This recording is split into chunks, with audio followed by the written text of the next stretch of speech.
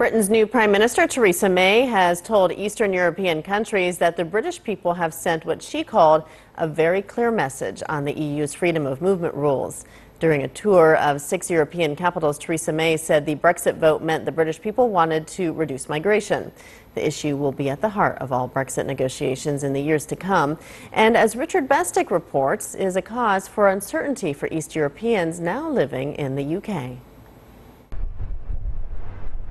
This is Britain's most Eurosceptic town, Boston on England's east coast, where more than 75% of residents voted to quit the European Union.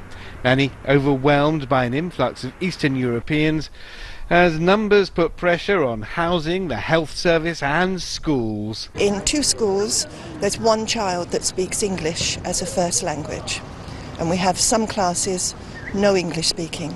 I expect to be able to speak English in my own country, not have to learn Polish or Latvian to work in the local factories. The freedom of movement rules, which have seen Boston dubbed Little Poland, will be critical to talks aimed at forging a new relationship with Europe. As Theresa May laid the foundations for those talks with a European tour, she was sensitive to the alarm a divisive Brexit has caused among the UK's estimated 800,000 Poles. I want to be clear that Poles living in the UK continue to be welcome, and we value the contribution they make to our country. We condemned the shameful and despicable attacks against Polish communities and others in the wake of the referendum result.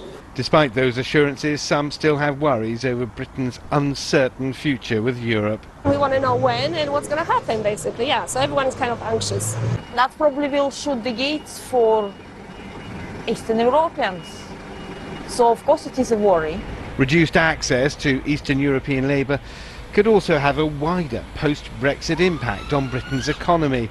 In construction, fears an end to freedom of movement could slow the building of homes already falling behind demand, while agricultural labour dominated by Eastern Europeans in some regions, concerns about bringing in the harvest. At some stage, the UK is going to close its doors on the EU's freedom of movement. The government, though, won't say when, for fear there'll be a last-minute rush at British borders.